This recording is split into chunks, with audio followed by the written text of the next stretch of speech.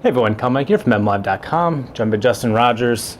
Just wrapping up the 2014 season, Justin, and then looking forward a little bit to 2015. We spoke this week with Martin Mayhew in a press conference setting, and obviously the topic of Ndamukong Suh's future was first and foremost there. And Mayhew said the club's going to explore every option that is available to it to re-sign Suh, and obviously the preference is a long-term deal.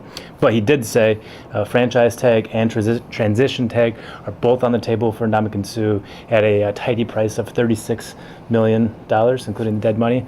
Do you think this is a legitimate outlet for the Lions, or do you think this is just a bargaining chip in their pocket? I think it's posturing. I don't think there's any way that they do it. Like I've said before, I've been wrong on these things, but Suh was the highest cap number in the NFL this year at $22.4 million. Yep.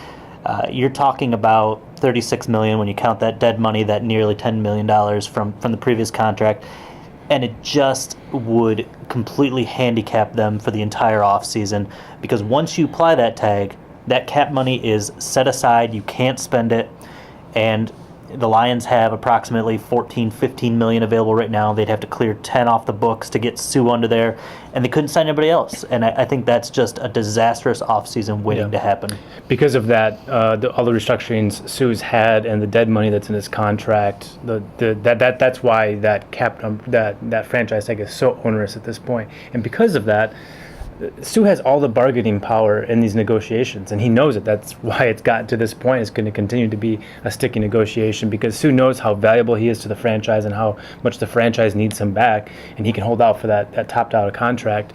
And the Lions, the only thing they can really do is they can hold that threat of the franchise tag. So it doesn't surprise me at all that this is the way they're going publicly, that they're saying that it's an option, that's on the table, they're considering it. I don't think it's realistic at all, but it's what they have to do, because if they can say to Suh, see, this is what we're saying publicly, we are considering it, we'll put you under the franchise tag, which is something Suh probably definitely doesn't want to have happen to him. It's the one thing the Lions can do, even if it is just lip service. It's what they could do publicly, at least, to kind of leverage at least a little bit of power in these negotiations. And it is possible to create the funds. It's not too difficult. You've got Stephen Tulloch, Jason Jones, Reggie Bush as your cap casualties potential. That's between $8 and $9 million. The bigger money is going to come from restructuring Matthew Stafford and Calvin Johnson. Again, you're getting into a situation where you're kicking the can down the road. You're not worried, I guess, with leverage with Calvin Johnson. He's on his final contract, likely with the Lions. Stafford, at some point, they probably will look to extend him again. I guess that's a debate for another day. But I still think Suh's going to hit the open market, and the Lions are going to be forced to compete against 31 other teams for his services. I think they're going to make a very strong run at it, and I don't know. End of the day, I kind of have this feeling he's still going to end up back here. So do I. I get asked this all the time, in radio interviews and so forth. Nationally, they always want to know what are the chances of the Lions re-signing this guy. I always say 51%. That's why, because anything can happen at this point. Really, anything can happen. Suh's going to chase the best deal that's available to him, and that's his right at this point as a guy who's just played through a contract year. But he's going to take the best deal available to him. Lions have more incentive than anyone to offer him that best deal.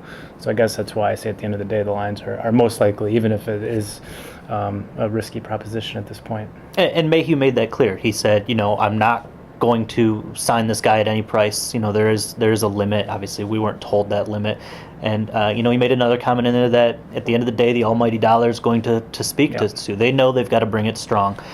What this contract ends up, I at this point, I wouldn't be surprised if he's paid more than Watt. Yep. I don't think he should be, but the way these things work, one, he's signing last, and the cap is more, and it's a percentage thing. Two, Watt signed with a couple years left on his deal. He didn't hit that open market like Suh did. Mm-hmm. He wasn't able to leverage his situation into getting to the open market. So, the market's going to drive up Suh's cost.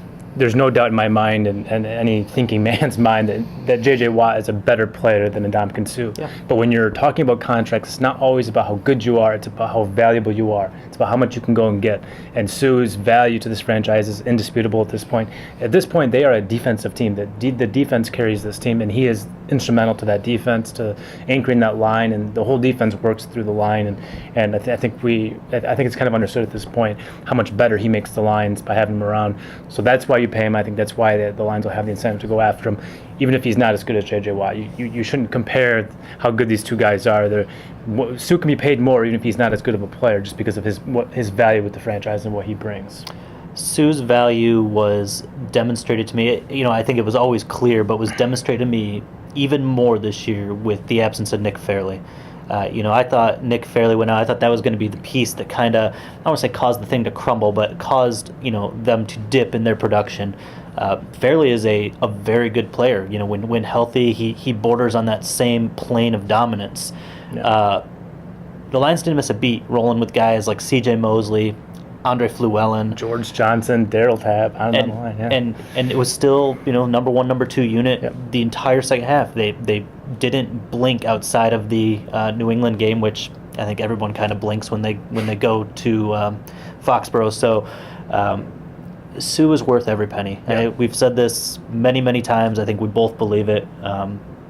Pay him. If he's going to end up being the highest paid defensive player, so be it. The cap's going to go up, and it's going to adjust for that inflation over time. That's what we got. This will definitely be a pressing topic for the Lions going forward, and you can hear a lot about it. But at the end of the day, I think we both expect the Lions to get something done, even if it is $100 million or so. It's going to be a lot. It's hard to say. For Justin Rogers, I'm Kyle Meinke. We are MLive. Keep it right here.